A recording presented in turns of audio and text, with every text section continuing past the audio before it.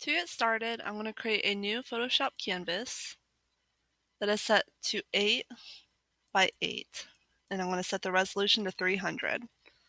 I'm then going to title this Sphere Painting. Okay, it should be a square canvas. So the first thing I want to do is I'm going to set my background color. If you look at the example, it goes from kind of like a light yellow to like a blue. How I created that was I actually just used a black and white gradient. So gradient is hidden here behind the paint bucket. And I just had it set to black and white. Our light source is going to be coming from the upper left-hand corner. So click and pull. And I feel like the black is a little too dark, so I'm actually going to set my gradient down here. I'm going to go ahead and set this black color. It's more of like just a dark gray. I'm going to go back up to my color up here. And let's select this first option. So that way now it goes from gray to white.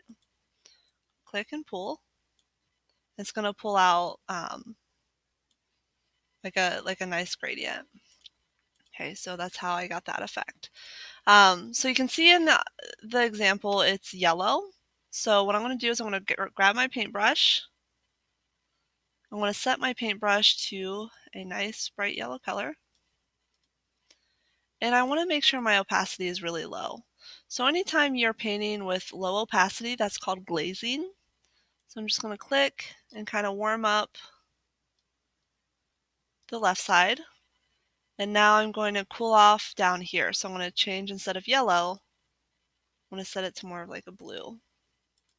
Make sure your opacity is very low. I'm just going to kind of cool this off. That's how I got that kind of yellow to blue look here. You can even darken it if you want this to be darker. You just kind of go in and add more of a dark blue. Just kind of glaze over that. Like that. Alright, so my background's created. I'm going to start with creating the sphere that's in the foreground, and that's the blue one. So I'm going to grab my ellipse tool. I want to set the fill up here to just like a nice regular blue. I'm going to click and hold shift so that way it's a perfect circle. So this object is going to be in the foreground, so it's going to be closest to us. It's going to be the largest. And before I go and paint it, I'm going to create a new layer. Because when you're painting in color, I like to have the option to change the color here later. So this new layer that I created is going to be blue tones. Alright, I'm going to grab my paintbrush. Make sure the opacity is still set to low. Make sure you have a brush hardness of 0%. And I'm going to have this set to, because our light, we're going to pretend our light is kind of like more of a warm colored light. So I'm going to set my highlight to be kind of a very light yellow. And what I need to do is, if I go and paint, it's actually, notice how it's affecting kind of outside here. So what I need to do is I need to create a selection.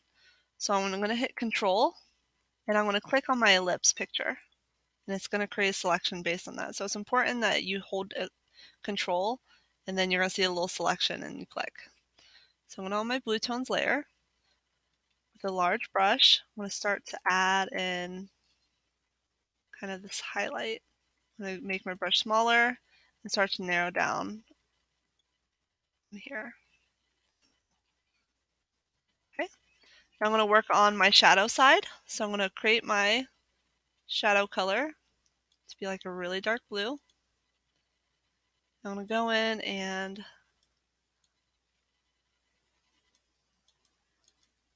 start to shade the side. So I'm clicking, just gradually building up these tones. I might even go ahead and make this more of a purple. Make it really dark. Okay, so just gradually build up my tones. I might take up my opacity just a little bit. Sometimes you can get a little impatient. All right. So I'm going to go back to my highlight. Sometimes when you darken, you feel like this should be a little lighter. So I'm going to grab my bright yellow again and go in and just kind of warm up.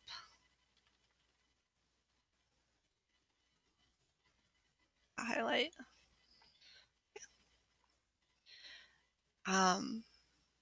So with your shadows, I like to experiment with it a lot. So I might use my complementary color of orange, really dark, and then I'm going to go in and paint my shadow side with a little bit of orange, not a whole lot.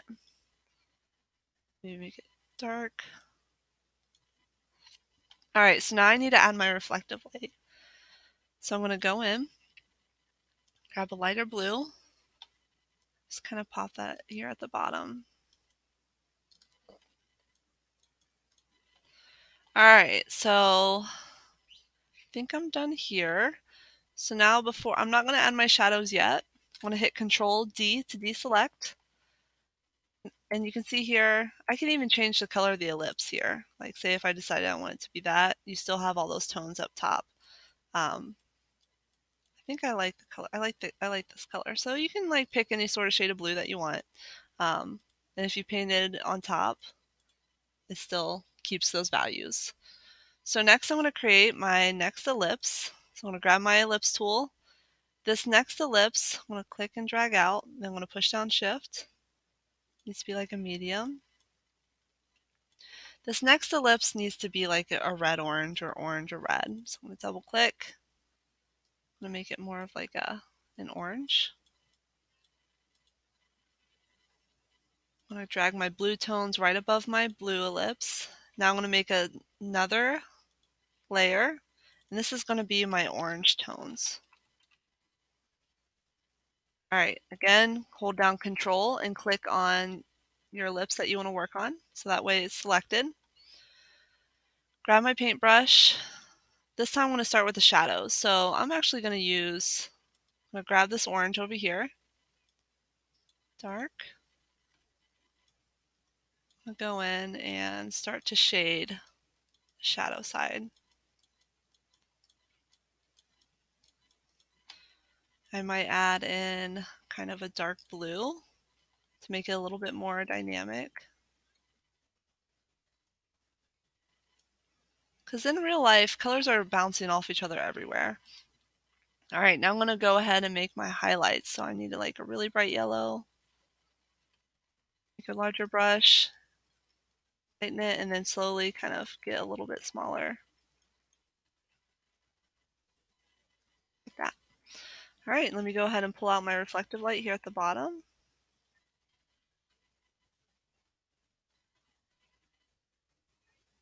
I like mine to be kind of small, like that.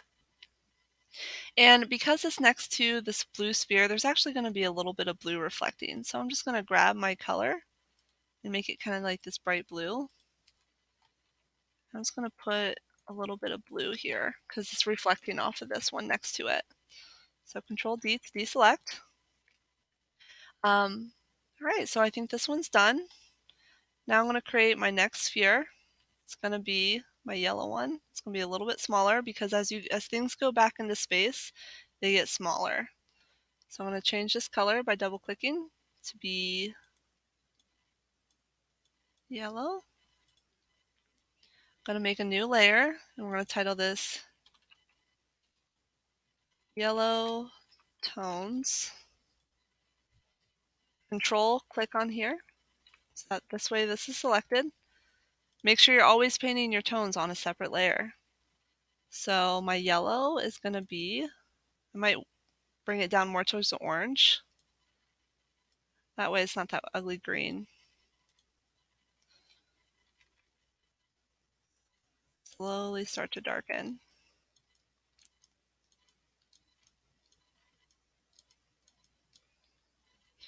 The complementary color of yellow is kind of a violet, so I might even like add some nice violets here. Just make it more of a rich color. Now I'm going to go ahead and grab white and just start to add my highlights. And this one, because yellow is such a naturally bright color, won't be harder to see. I'm going to go ahead and pull out my reflective light with that highlight color. And this sphere is going to be kind of reflecting off this orange one and blue one. So I'm going to go ahead and add the orange. Pull that over there. Now I'm going to change the color of my brush to be this like bright blue. And put that over here. Okay, so you can see it's bouncing off here, bouncing off that. And it looks like our sphere colors are good. I might even go in on my blue and just kind of, let me select my ellipse. I might go in and kind of put a little bit of orange on this side, just a little bit. Okay. All right, Control D. Deselect. Now I need to add my shadows. So to do my shadows, I think I'm just going to use the ellipse tool with a fill that is black. I'm just going to kind of click, drag out, set it. Okay, so the light's shining up here. So this shadow, I'm going to hit Control T and right click. I'm going to distort it a little bit so that way it's kind of a little bit whiter like that. So it's like kind of shining down. Okay.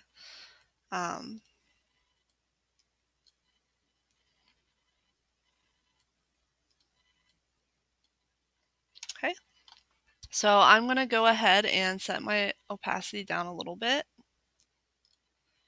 And now I'm going to rasterize it. I'm going to grab my eraser tool because we need to start to fade this. So with your eraser tool, make sure the brush is set to 0% hardness. Let's turn our opacity down so that way you're not erasing too much at a time.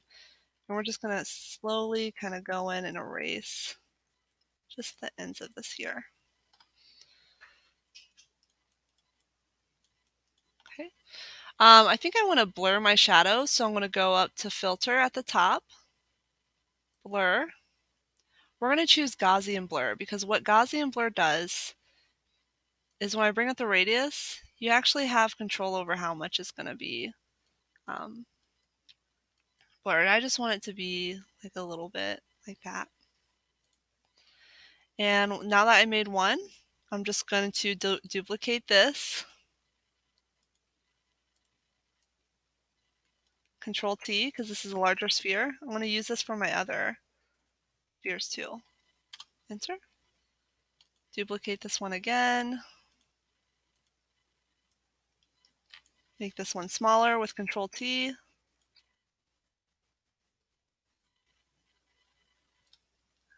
Kind of play with like the shape of it if you want.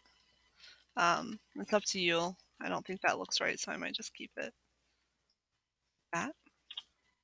Okay. Our finishing touch is I'm going to actually, sometimes your shadows are going to have a little bit of color in them. So I'm going to make another new layer, and I'm going to title this Shadow Blurs.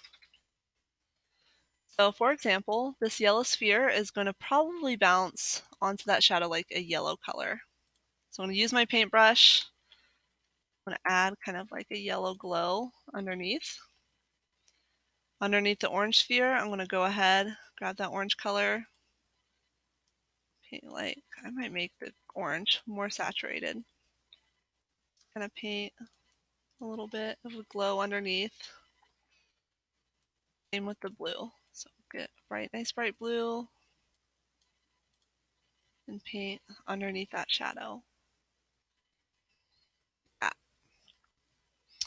All right, I might even go in and actually make this more yellow. So you can make some of your own decisions. If you want something to be more colorful, I would say go for it. I'm just gonna make that more yellow. So yeah, so just show me that you know how to create reflected light, have things kind of bouncing off each other, that you can glaze your colors with your opacity set down. And when you're done, I just save it and upload it to Classroom.